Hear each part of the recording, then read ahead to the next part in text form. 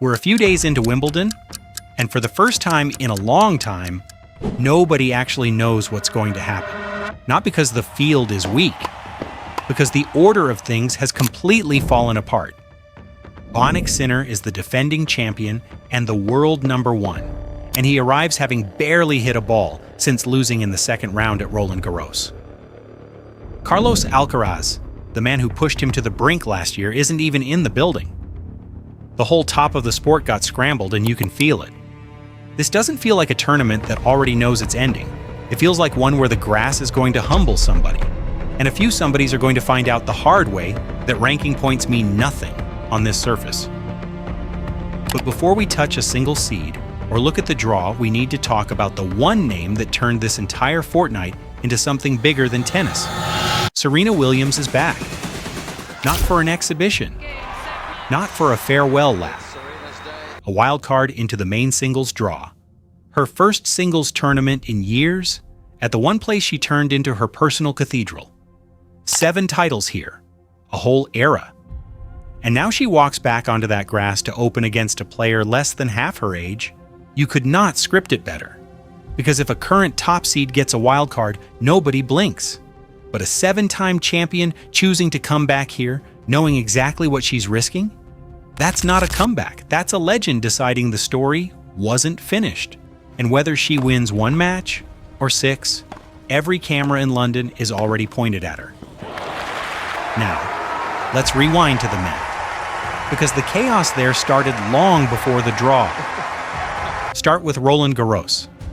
Because it told us everything and nothing at the same time. Sinner, the best player in the world, went out early and looked human. Alexander Zverev, a man who'd spent years being the nearly guy, finally broke through and won his first major. The hierarchy everyone trusted got flipped on its head. And the players arriving at Wimbledon with momentum are not the ones you'd expect. That alone should make you nervous about every safe pick you were about to make. Take the big servers first, because grass is supposed to be their kingdom. Ben Shelton is seeded 4th, and on this surface, that lefty serve is genuinely a weapon that can end points before they begin. On paper, that's terrifying. But here's the problem. A monster serve gets you through the first week. It does not get you through the second. The moment somebody starts reading the toss, the whole thing can collapse in a single tiebreak. So yes, Shelton could absolutely run deep. Or he could run into a returner who simply refuses to miss and be gone by the weekend. That's the big server experience, and grass only makes the swing more violent. Then there's Zverev, and he might be the most underrated story in the draw. A guy written off so many times who hauled himself through injury and heartbreak and finally lifted a major in Paris. He beat people when it mattered. He looked whole again. The ceiling was never the question with Zverev. The question is the surface. Clay rewards his grinding. Grass exposes it. 5 sets, fast points, low bounces, the kind of tennis where you can't outlast anyone. If the game travels, he's a nightmare as the #2 seed. If it doesn't, this is another grass court tournament where he politely underperforms and everyone pretends to be surprised. Taking a step away from the established names, there's João Fonseca. The teenager, the kid the entire sport has been told to fear. And the hype is not noise. He hits the ball like he's trying to break it. He has no fear. He plays every point like the moment was made for him. The danger is exactly that. He's seeded in the 20s, which means he can run into a top player early. And a teenager's first deep grass court run is one bad day from becoming a learning experience. There's no middle gear with a player like this. He either announces himself to the world or he gets a brutal lesson. There's rarely anything in between. And then there's Novak Djokovic, the man chasing a number nobody has ever reached. A 25th major would put him somewhere alone in history, beyond comparison, beyond argument. Everything he does now gets framed as a final chapter, which is unfair, but it's also true. There are fitness whispers. There's the brutal arithmetic of age. He hasn't lifted a slam in a while, and the field has noticed. But this place is different for him. This is the lawn where he's done the impossible over and over. And history bends around players like this. The danger is that everyone has finally seen him stumble. And once the room agrees you're beatable, the floodgates open. Every opponent walks on court believing today is the day. For the home crowd, the British hopes are real but thin. And the draw didn't do them many favors. A name like Cameron Norrie can ride this crowd a long way, because center court at full volume is worth a break of serve all on its own. On a normal week, you'd temper expectations.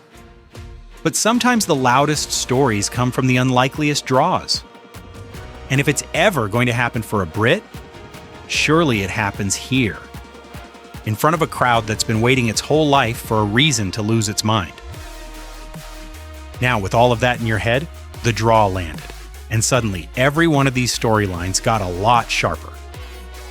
Because Sinner and Djokovic, the two men everyone wanted kept as far apart as possible, ended up in the same half. If both hold form, they meet in the semifinals, and that match is the whole tournament wrapped into 3 hours. Sinner, trying to prove last year was the start of a reign. Djokovic, trying to steal one more piece of history before the window closes. One defending the new era, the other refusing to let it begin. But here's the biggest question of the entire event. Can Djokovic's body get him there? Because Wimbledon is his house. More finals than anyone can count. Muscle memory baked into the turf. And yet the whispers are loud, the matches are long, and the rest of the draw smells blood. If the legs hold for 2 weeks, this is a coronation waiting to happen. If they don't, this half is a minefield, and somebody nobody's talking about walks straight through the gap. On the other side, Zverev, as the second seed, got a path that looks almost generous, free of the biggest threats until late. But nice is not the same as safe. Grass punishes the comfortable. And an open draw has ended more title runs than a brutal one ever has. Stay sharp, or get embarrassed. So here's where we are. Sinner is chasing a dynasty. Zverev is chasing proof his moment was real. Djokovic is chasing immortality. Fonseca is the future lurking. Shelton is one hot serving week from chaos. And Serena Williams turned the entire thing into appointment television before a ball was even struck. The surface is sitting there completely indifferent, ready to expose whoever shows up soft. It doesn't feel scripted this year. It doesn't feel safe. It feels like 2 weeks of pressure. That's about to find out exactly who's been faking it. So, I'm curious. Who's your champion? And who's crashing out before the second week even starts? Drop it in the comments. And we'll come back in 2 weeks to see how spectacularly wrong we all were. And if you enjoyed this, a like really helps. Subscribe for more deep dives like this one, and I'll see you in the next video.